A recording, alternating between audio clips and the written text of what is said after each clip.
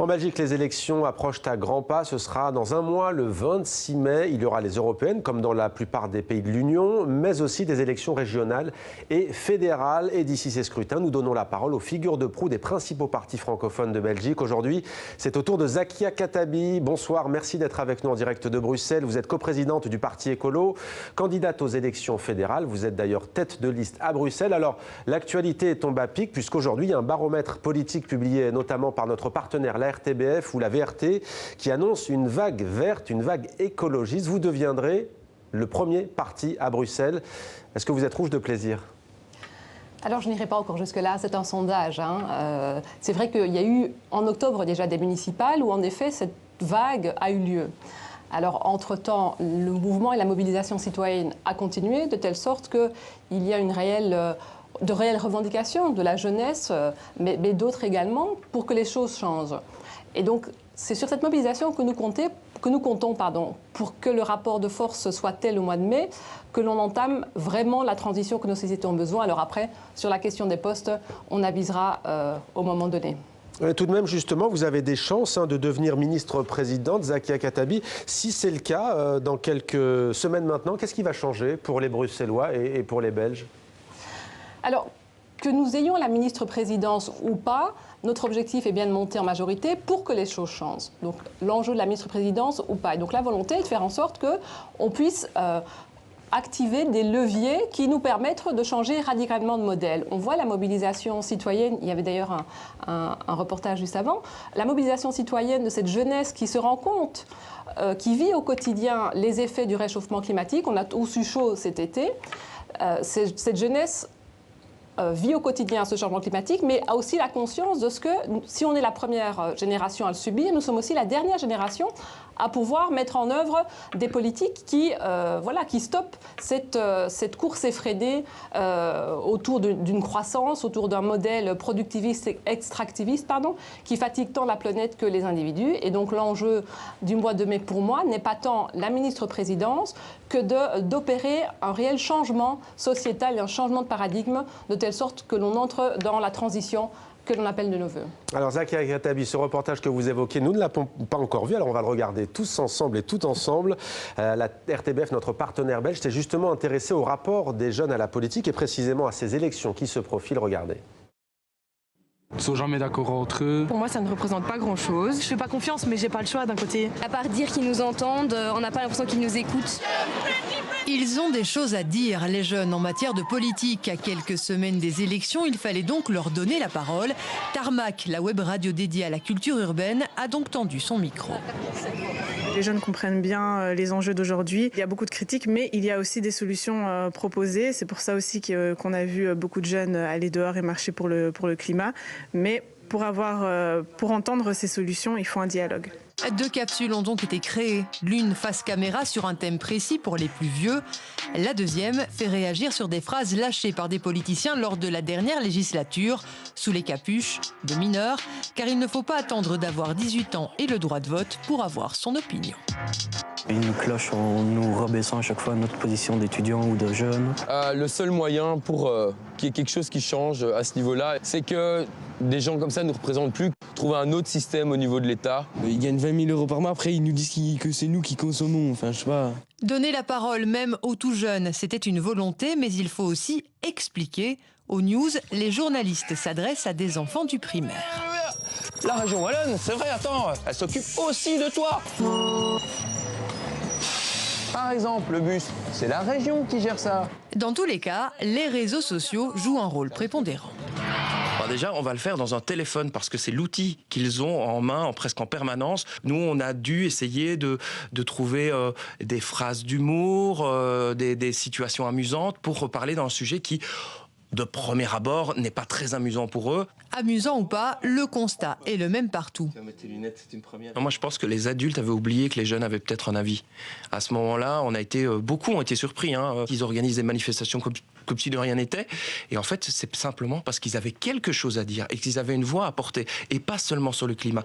Intéresser les jeunes à la politique, mais aussi les écouter. C'est un défi de taille que devrait relever le prochain gouvernement. Zakia Khattabi, candidate du Parti écolo aux élections fédérales, avec nous en direct de Bruxelles. Outre la question climatique, si vous aviez une mesure d'urgence à prendre en direction de la jeunesse belge, quelle serait-elle ? Revoir les enseignements qui sont donnés dans les écoles, alors les écoles ont commencé, et dans les universités. Parce qu'on sait que le modèle dans lequel ils évoluent, la société dans laquelle ils évoluent, elle est construite aussi à partir des enseignements, notamment d'un modèle économique orthodoxe qui est enseigné année après année. Et donc, sans doute que la première chose que je ferai pour la jeunesse, c'est de mettre à la poubelle tous ces vieux modèles économiques et les faire entrer dans un nouveau monde. Alors sur l'écologie, on le voit, ces jeunes manifestent pacifiquement.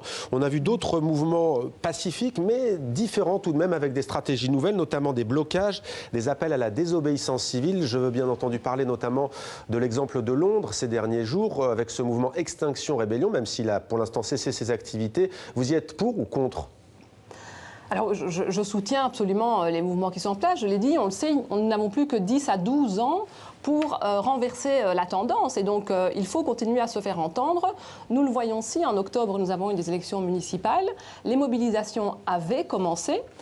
Suite à la victoire que nous avons eue, l'ensemble de la classe politique a commencé à se positionner et à se mobiliser. Donc il faut que cette mouvance, que ce mouvement continue à revendiquer. Il ne revendique pas la victoire des colos, il revendique un changement de modèle. Et donc je n'imagine pas qu'au soir du 26 mai, quel que soit le résultat pour mon parti politique, que les partis traditionnels continuent comme ils ont toujours fait. Et en Europe, la polémique fait rage sur la question d'une question environnementale, celle du glyphosate et de son interdiction. Elle était initialement prévue pour 2021, dans 2 ans. Finalement, ce sera 2025 en France. Aujourd'hui, Corinne Lepage, ancienne ministre de l'écologie, va déposer un recours contre l'inaction fautive de l'État français. Quelle est votre position à ce sujet ? Est-ce que vous pensez qu'il faut par exemple aussi attaquer le gouvernement de la Belgique ? Alors écoutez, moi je ne peux que constater qu'aujourd'hui c'est la justice qui fait avancer la cause plutôt que le politique. On l'a vu dernièrement aussi avec l'agriculteur chez vous. Nous nous sommes réjouis de cette 3e victoire et donc tant que le politique ne fait pas ce qu'il faut, heureusement que la justice, elle est là pour nous obliger à tenir nos engagements.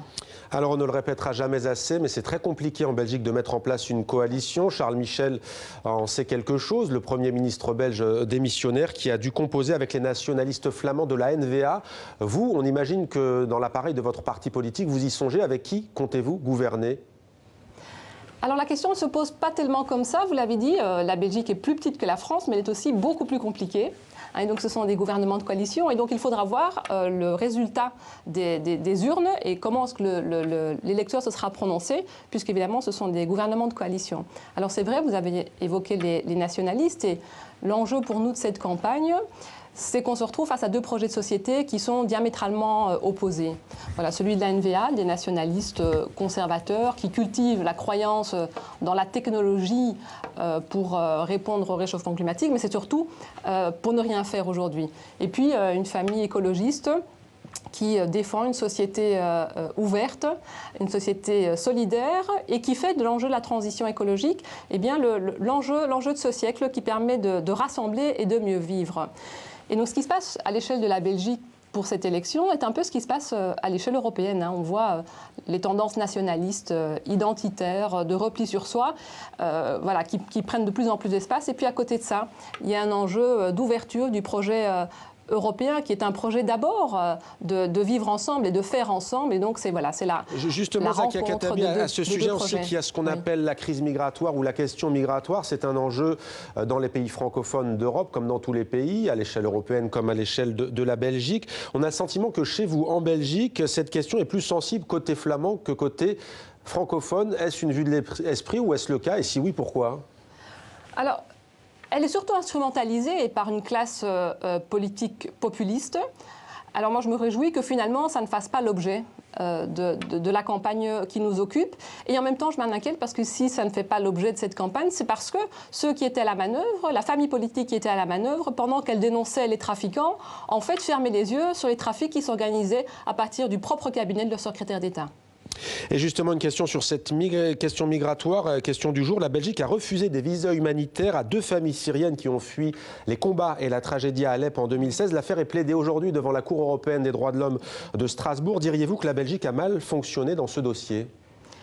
Mais ça a été une honte pendant toute cette législature. Je l'ai dit, le même secrétaire d'État qui a refusé les visas à ces deux familles est celui qui ne s'est pas rendu compte qu'il y avait un trafic de visas humanitaires qui était organisé à partir de son propre cabinet. Théo Franken, et donc c'est vrai que, absolument. Et donc la Belgique n'a pas de quoi être fière des 5 ans de politique migratoire qui ont été menées. Et je voudrais faire le lien parce que la prochaine question migratoire, elle sera celle de la migration environnementale. On voit la désertification dans le sud de la planète.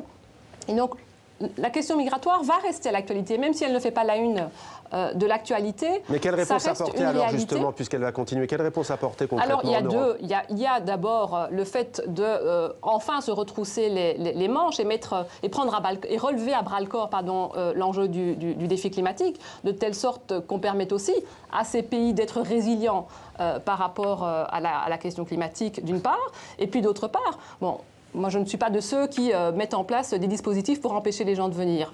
Mais je pense quand même qu'il y a un soutien, voire pour les pays du Sud, pour que les gens puissent vivre et s'épanouir et donner un avenir désirable à leurs enfants là où ils sont. Parce qu'on sait, personne ne quitte son pays de gaieté de cœur. Souvent, ce sont des générations qui partent pour donner un avenir à leurs propres enfants. Et donc, c'est une question à traiter à deux niveaux. Merci. La question climatique et puis la question sociale. Merci beaucoup Zakia Khattabi, coprésidente du Parti écolo de Belgique, parti francophone, et donc candidate à la Chambre, candidate à un poste donc de député. Merci d'avoir répondu à nos questions sur TV5 Monde.